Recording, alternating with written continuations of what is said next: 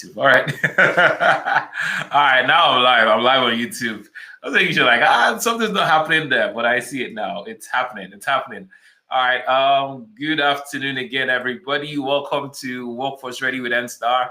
I'm excited to jump into today's conversation. And I've captioned or titled this one, Soft Skills That Make You a Rockstar Database Administrator at Work. All right, now my eyes are going to be moving back and forth because I have multiple screens and I'm using that as my guide to talk to my points. So I'm not just blabbing.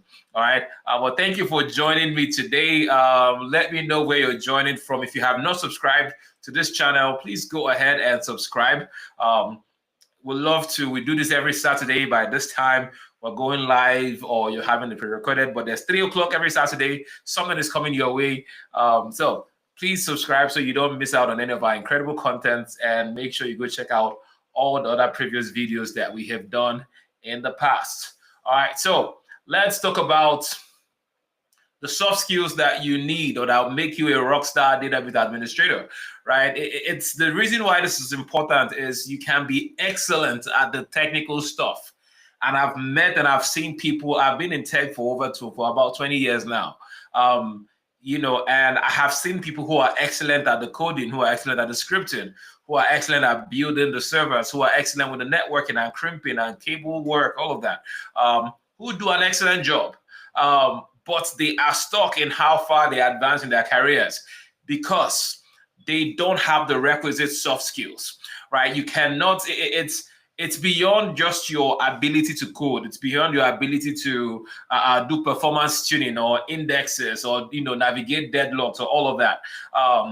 There are the non-technical skills are the things that truly elevate you from just being a technician to becoming a leader. When I talk about being a rockstar database administrator, I mean that database administrator who people enjoy working with. Right, who gets the job done, who can be depended on, but who can also step into that leadership and get things done. The non-technical people at our job, they don't care about deadlocks or performance tuning. They don't care about query plans, execution plans. What they care about is business and the impact of that on the business, right? So being able to translate all of that technical jargons into things that make sense is the first, soft skill you need to have. I call this the art of translation. Communication, your communication skills is super important. You need to be able to take complex technical concepts and break them down in plain English so that the non-technical person can understand what you are saying.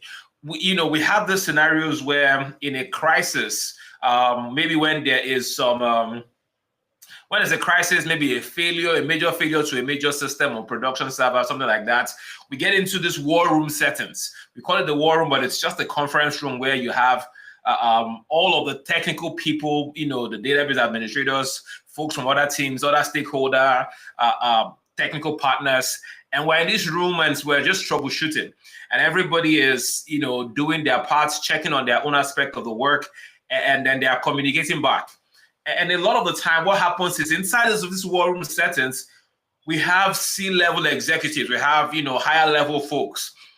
A lot of them not technical, but these people are communicating with customers. They are communicating with vendors. They are communicating with, they are the money people, right? They are the business people. And they want real-time update on what's going on. And in those situations, they don't care. Like they see a spike on the screen, they don't know what it means. Right, it's not about the time. It's not time to start telling them, well, this counter, your page life expectancy, is da. It's not time to start telling them, a deadlock is, also occurring, or pick any jargon, right? Index is a highly fragmented, and right now we need to do a reorg. They don't know what you're saying, and they're not about to start trying to go through a crash course on indexes or performance tuning. They're not about to try to understand what backups and backup types and how your incremental backup failed. That's not what they are trying to listen to at that point in time.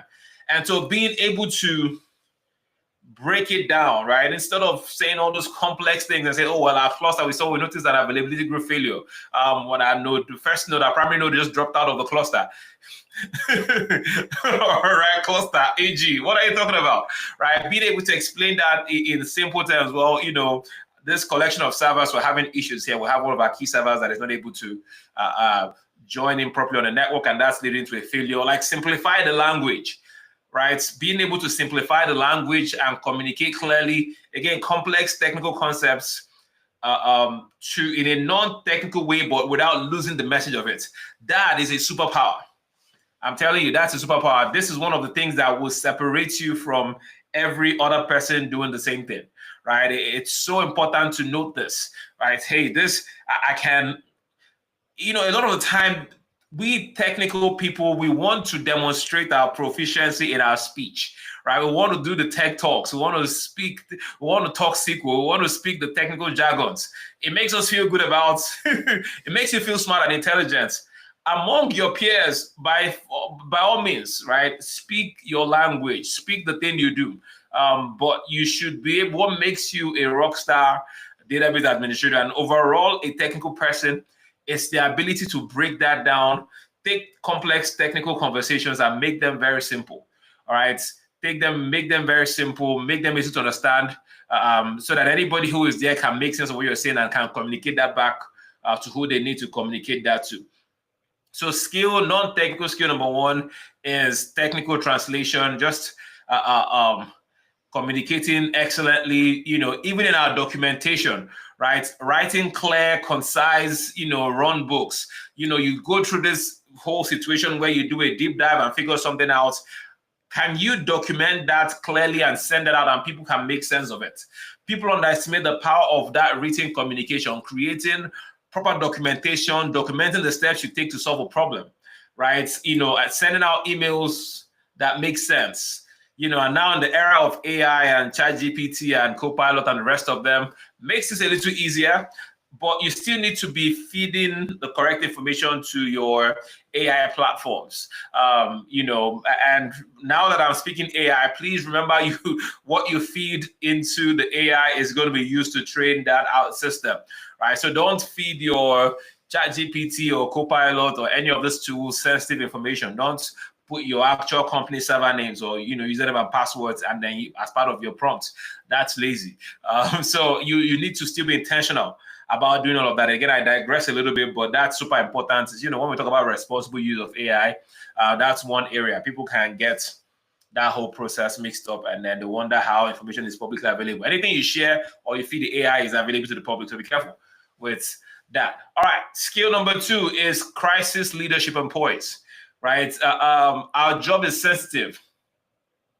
Chaos happens at times. Once in a while, things break down. We have the scenarios I described where we have to be in a war room. And so one of the things that make you a leader and a solid database administrator is, being calm, being able to stay calm, in that whole firefight where everybody it's breaking. What's happening, what's going on, jump and, there's panic. If you panic with everybody else, you will make a mistake more than likely. And for us as database administrators, we cannot afford to make mistakes. We can't afford because of the sensitivity of the nature of our work. Right, we deal with business critical data. If you are in certain environments, you're dealing with personal identifiable information. So social security number, date of birth, driver's license, all of those things. You have access to those things, credit card information. We have access to a lot of very mission critical information for businesses. And so if we panic when there is, when fire breaks out, quote unquote, we are liable to make mistakes, and that's dangerous because we can't afford to compromise data. We can't afford to be the reason why there's data loss. And so having that poise, having that, calm in crisis, not being part of the panic, even if it's pure okay, this is going to be something that is, consequential. It is in the best interest of yourself and your job that you're trying to keep and save, that you stay calm, right? It's, that stress, that panic, it makes troubleshooting worse. And I can tell you from experience, you can't think through all of the scenarios you need to when you're in panic mode. All right, so what do I do? One, learn how to prioritize. Again, we're talking the soft skills that make you a rockstar DBA. Prioritization, that's the ability to quickly assess the severity of a problem and decide what to fix versus what can wait, right? If you start dealing with multiple priorities at the same time, you will likely drop the ball on something because everything is important and you have only two hands, you have only one head, right? And so you can't do too many of those things at the same time. It's super important that we understand how to prioritize, how to navigate, all of the craziness, how to navigate all of the craziness. It's super important. And so it starts, okay, which one, this is most important. This one is time, okay, this one is time sensitive. I need to get this done first. And then I'll get to this one. And again, you're communicating that to stakeholders like, hey, listen, I know you're waiting on me for this, but this I need to get done by noon. All right, so once I'm done with this, I will get to yours. Okay, you are prioritizing and you are communicating.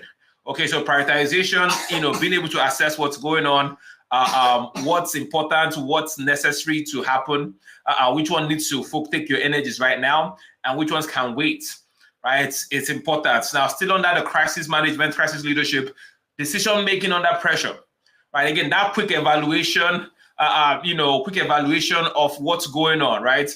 Evaluate different recovery options and then commit to one path. You have to be able to decide quickly. Once you say, hey, this is the path, this is what I'm going to focus on, move, right? Move. That's part of the things that we have to be able to do. Again, our job is so sensitive. The nature of what we have to handle and support as database engineers is sensitive, and so we have to be very careful. We have to be very decisive, rather, navigating all of those things. Okay, every minute counts. Every minute counts. Every minute is a stakeholder. It's a customer. It's somebody on the other side waiting for a report, waiting for a claim to go through, waiting for a bank statement to clear. Right on the other side of that window is a user that's waiting on you to finish up something to move forward.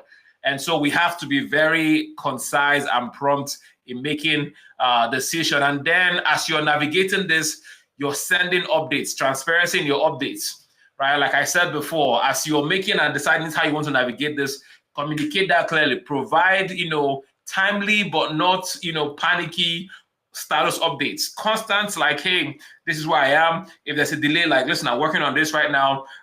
This backup is taking a little longer than I anticipated. This might take a little longer than I had this said, right? Constant communication is it's one of the hallmarks of an excellent professional, an excellent database administrator. If there's an incident, if there's something you're navigating, keep your stakeholders informed. Keep them informed, let them know what's going on. That way you can manage expectations, right? So they know, okay, when service is to be restored. You don't want them to go and tell their customers and tell their users, oh, okay, yeah, we've been told this is going to be ready at this time, and then they don't hear from you, and then that time comes, it's not done because you're trying to fix it. It didn't go according to plan, and you're trying to work it out, but nobody knows what's going on. That's a bad look.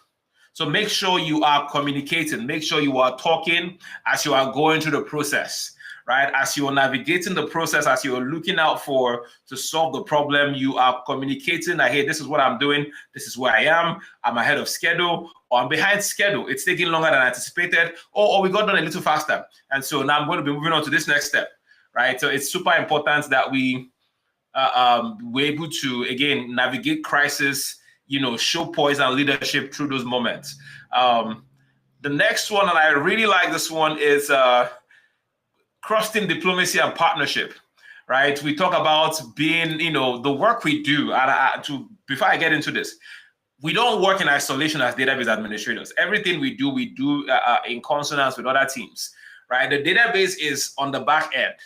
So in front of us, how does data come from the user to the database? It's straight front-end application. So we are constantly engaged with the application people, developers, product owners, or application owners, all of those people, even product owners, that's also applicable here, right? There's that. Your database is going to live on a server, right? And so it's on some kind of infrastructure, whether cloud or on-prem. And so we are constantly engaged and involved with, and somehow even plays that role sometimes where we are we're infrastructure guys, so we're always working with storage. The storage team is one of our best friends. We're always talking to the server engineers. We're always talking to networking. All right, we're always talking to all of these infrastructure guys. Well, if it's a cloud facing, if it's a cloud solution, if you're a cloud server, a cloud environment, you're always talking to your cloud architects, navigating those conversations with them. Okay, so we never work in isolation. Our work requires that we are always in cahoots and collaboration, or at least working side by side with people from other teams, okay, from other departments. And so being able to navigate those relationships is it's almost mandatory. It's not almost, it is mandatory. We have to be able to work with and get along well with people from other teams. So that cross-team diplomacy and partnership is super important. You are the bridge builder, right? Our job, again, we are always in between operations, development, and even the business, okay? And so we need to be able to navigate these relationships with a level of diplomacy and not antagonism, right? What you see a lot of times is people get upset with other people from different teams because they have specific requests. The DBA is frustrated with the development people because they want a particular access in production, and we are like, why would you want that? And then you're mad. No, how about how we provide the education to them and why they shouldn't or they should not have the access, or why we cannot grant them the access they want, instead of allowing hostility to build up, right? There are policies you can reference and say, hey, listen, it's not because I don't want to give you this access. We're on the same team. However, based on how we operate, this is why I cannot grant you this access. Okay, and then sometimes they might need to escalate, and that's how it goes, right? But don't try to, you should be able to navigate this uncomfortable conversations with grace and with a level of poise and diplomacy. It's super important. It will help you do well, because again, once that project is done, you will still work with these people more than likely in a different project or in a different situation. So you want to make sure that you have, like, all of these things are set up. These relationships are only growing and getting better. It's in the end, we just want to work, earn a living, go back to our families, take care of our kids, go home to our wives and our children, right? So it's super important that we know how to navigate, be that bridge, avoid any unnecessary antagonism. It's not worth it, right? We should be able to partner with developers. Instead of just having that gatekeeper mentality who is always saying no, be their partner. Okay, I will work with you, on your schedule. You want to test this out, fine. I can't grant you access, but I'll be there. I'll sit with you. I'll send you the reports when it's done. I'll run your testings for you, right? Partner, show them that this is a partnership. We just have very different roles to play in this relationship, right? Work with the systems engineers, the systems team. Make sure you're meeting with the sysadmins, the network engineers. If they give you parameters for how they want you to request for servers, how they want you to put in requests, follow it. Don't come up with your own because it's been done a certain way where you used to work and you expect this group to definitely just conform to. No. Work with them. If you have ideas on how, especially with the server engineers, with the server admins, network admins, because a lot of times, so most DBAs I know come from two realms.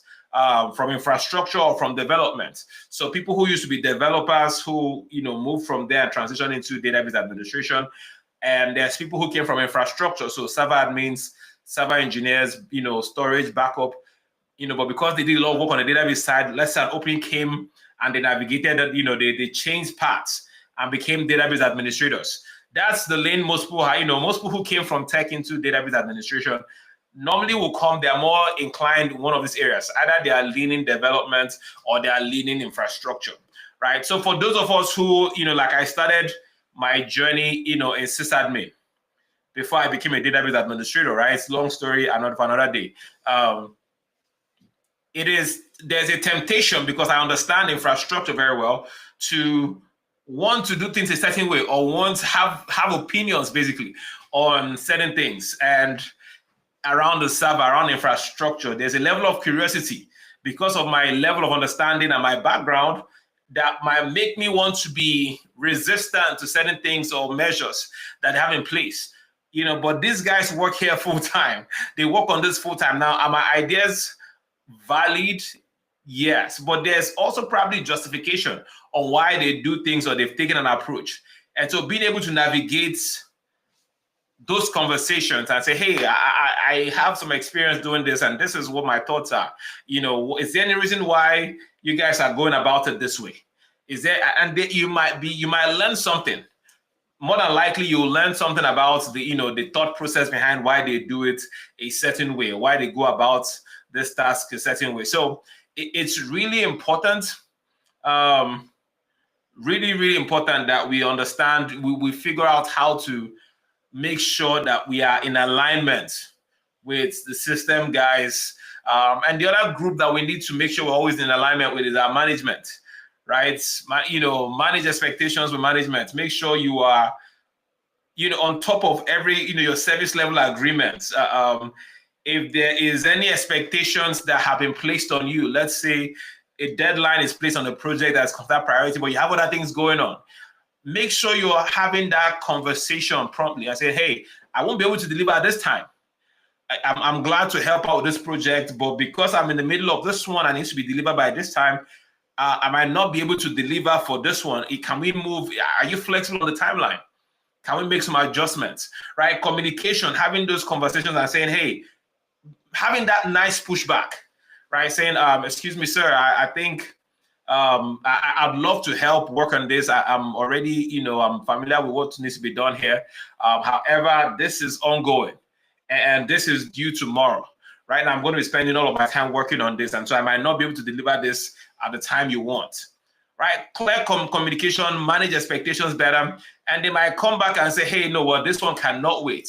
And so now you might need to coordinate with the team, coordinate with, you might need to do more coordination. And then again, the conversation around prioritization, what needs to happen. You have supervisors. That's, that's where I say, you know what, put a pin on this one, start working on this one. This one needs to be done. It's high priority. Then you adjust, right? But again, it's being able to navigate those. You see that a lot of things comes back to communication, conversations, right? Being able to swim, across the board on these waters and not drown, basically. So that's, another soft skill. The next one I have here, and this is skill number 4, is proactive ownership and self-management. Take the lead, right? If they don't wait, a lot of the times, like the good DBAs that I know, they're always scanning for opportunities. They are looking for issues. They're always paying attention to how things are going. So they don't wait. You don't have to wait. Let me phrase it that way. You don't have to wait for something to be identified and as an issue, as a need, and then assigned to you before you take ownership or start working on that thing, right? A good DBA is looking at, well, there's opportunities to do this better. Or I've noticed that we're not taking advantage of this, or we're not doing certain things a certain way. And you go and you build out a proposal and say, hey, I've noticed this is going on. I feel like this will improve our efficiency. We can, I'd love to work on this if that's fine. So you're crafting that project to make the general situation of things better without having anybody say, do this. That's being proactive. You're identifying, hey, we have a lot of servers that are behind. Or you know what, next year, SQL Server 2016 is due for, it's going to be going to end of life. I've identified that we have 30, of our servers still running SQL Server 2016. Yeah, I'd love to start working on migrating those or decommissioning them as required to either a new version or completely decommissioning them. What do you think? Oh, great, go ahead, go for it. So you're not waiting for it to become an issue and then you are assigned to it. You're not waiting for something to basically be assigned to you.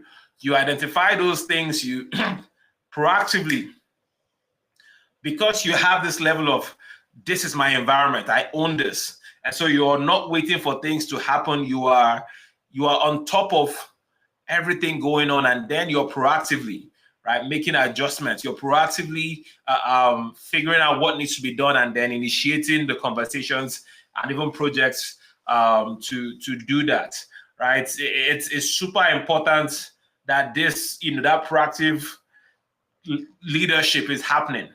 You see something, storage is growing a certain consistently is growing to a certain pace, and you can predict in the next 6 months you're going to be in trouble. And you do a scan across the board, and then you identify, hey, this set of servers are running into issues. Is it okay? I want to go ahead and start requesting for additional storage. Can I do some more investigation? I'd love to do some more investigation into what's going on, and make sure that we have enough.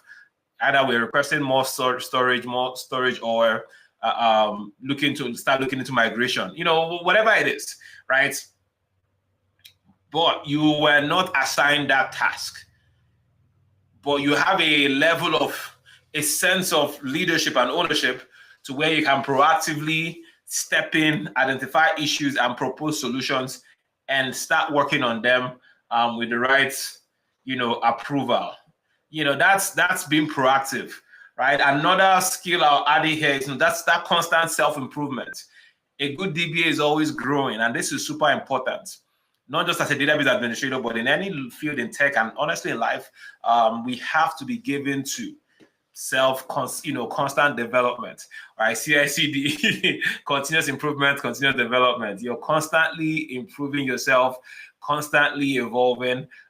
If you realize there's a new, trends or there's new features in SQL Server 2022, you go ahead, even though your team or you guys haven't migrated to this version, but you're going ahead to start playing with it. You get a test version, go download developer edition, install on your local virtual machine, install in your local lab, and you're playing around with it, constantly invested in knowledge, going for conferences where you can, and growing yourself, growing your mindset, finding applicable ways applicable opportunities to advance. You're going to stay on top by doing that. A lot of people don't grow beyond the level of their job, their day-to-day job. They are stuck. So if the job does not provide the opportunity for them to advance, they can't. And you see a lot of people, I've seen this happen a few times, where people leave a job for one reason or the other, and they struggle to get the next one because they've limited themselves to just becoming comfortable in the things that was in front of them on a daily basis. And they never learned anything. They never kept in touch with the trends in the market. They didn't evolve with the technologies, and now it's a struggle because there's things that are happening that they're not in the loop with, right? So that constant learning and constant improvement, self-development, professional development is something I consider a must for every database administrator. All right, so as I, wrap up, the today's session, please, I want to reiterate and start again, go back to where I started from. It's your technical skills are required. You have to be proficient on a technical level, right? To even call yourself a database administrator, you have to. It's a requirement, right? You have to have that. It's super important that you are proficient from a technical perspective. But beyond that, what makes you outstanding? What takes you to the next level? The technical skills can be taught. What separates the regular people from people who become leaders, who step into leadership, who are rock stars, is all of the soft skills that I've mentioned, right? So start practicing, all of the soft skills. What areas are you not strong in? What are the things that I talked about today that you feel like, man, I need some work in this area? Identify those areas and begin to take intentional steps to hone those skills. They can be learned, they can be taught. Communication can be learned. You can get better in your communication. You can get better in your coordination with other teams. You can get better, being proactive, looking out, these are things you have to be intentional about, right? Ownership. You have to be intentional about that. So start viewing every technical challenge, as an opportunity, either to communicate or to collaborate, right? That's how you go from just being a technical guy to a rockstar at your company. Thank you very much for spending this afternoon with myself. I hope you've gained some, useful insights. Please make sure again that you subscribe to this channel. Make sure you hit the like button, turn on your notifications so that when we post stuff like this, you're aware, and it helps the algorithm to keep pushing our content. We're trying to grow this channel so we can reach and serve more people. If you found any value in this, again, make sure you hit the like button. Make sure you subscribe. Again, thank you for hanging out with me. My name is Nnamdi, and I'll see you next week in the next episode of A Workforce Ready with NSTAR. All right. Enjoy your weekend. God bless you.